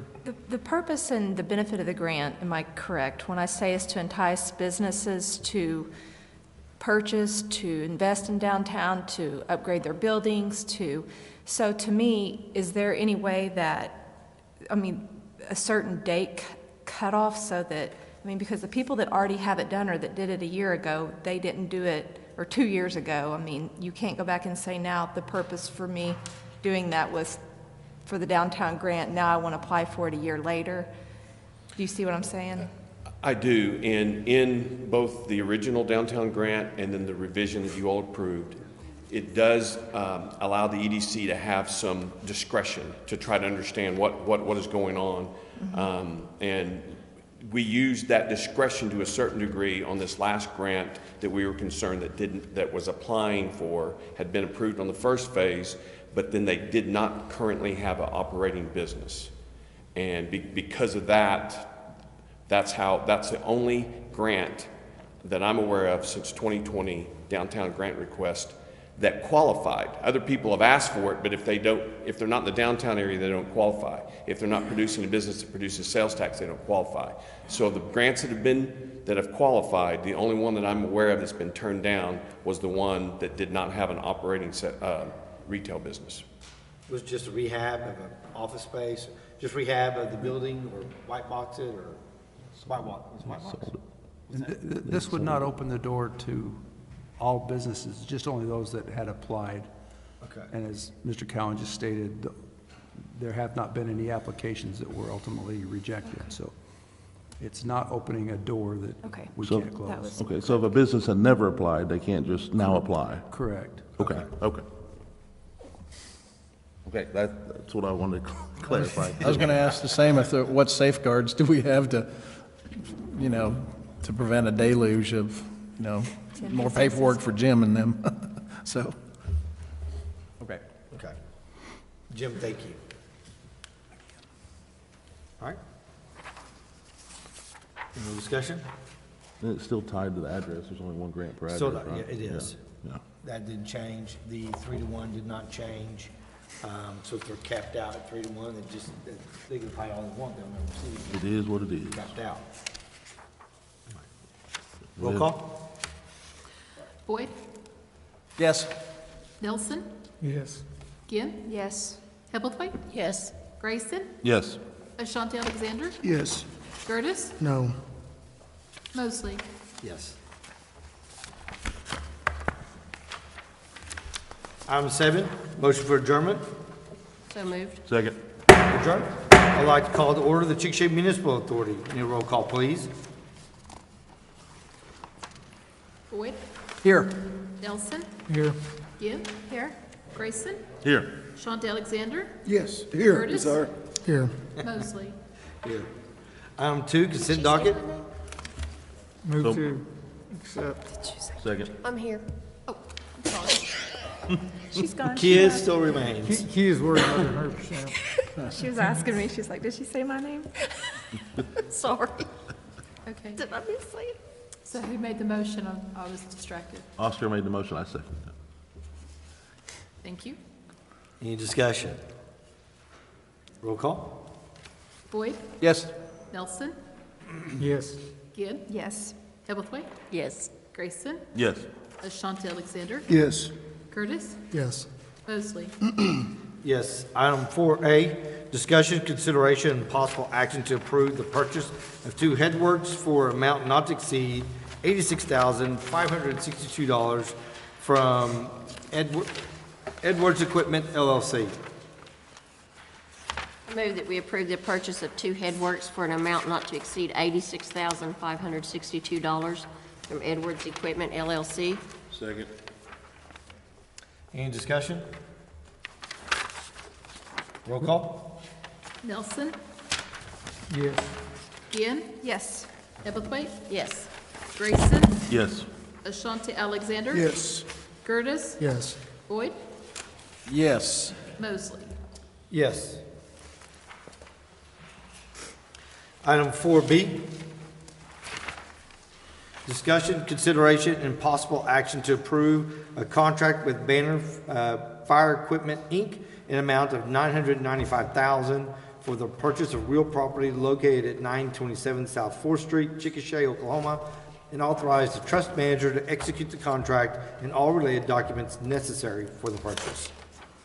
I move that we approve the contract with Banner Fire Equipment, Inc. in the amount of $995,000 for the purchase of real property located at 927 South 4th Street, Chickasha, Oklahoma, and authorize the trust manager to execute the contract and all related documents necessary for the purchase. Second. Discussion?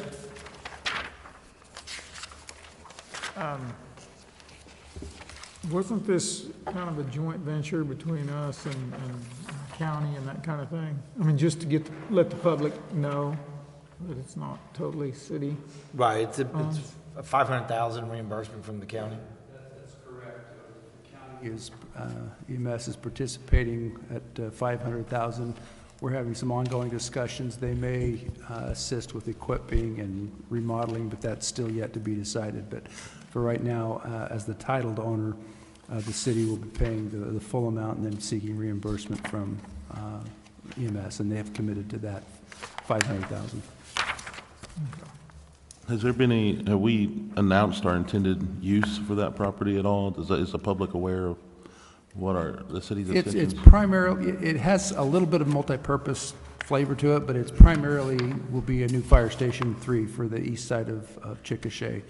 We intend, just based on the current layout and some of the remodeling that needs to be done, we'll be using some of it for the police department, and we may have some other uses that are still being decided with the county. But primarily think of it as the addition of a fire station number 3. The majority of it will be for fire equipment and ultimately fire personnel. I just wanted to make sure that the public knew what was about to drop $1 million on. Yeah. We've had some other discussions in city council meetings about, or CMA meetings about this, but in order to not affect the purchase price, we've not advertised it, but that's the intended purpose. Okay. Okay. Anybody else? Roll call. Ginn, Yes. Ebelthwaite, Yes. Grayson, Yes. Ashante Alexander, Yes. Curtis, Yes. Boyd, Yes. Nelson, Yes. Mosley. Yes. Item 5, motion for adjournment. So moved. Second. Adjourned. I'd like to call to order the Chickasha Municipal Airport Authority. Need a roll call, please. Boyd, Here. Nelson, Here. Ginn, here, Ebelthwaite, Here. Grayson, Here. Ashante Alexander, Here. Curtis, Here. Mosley. Here. Item 2, consent docket. Move we accept. Second. Any discussion? Roll call. Boyd, Yes. Nelson, Yes. Ginn, Yes. Ebelthwaite, Yes. Grayson, Yes. Ashante Alexander, Yes. Curtis, Yes. Mosley. Yes. Item 4, motion for adjournment. So move. Second. Second.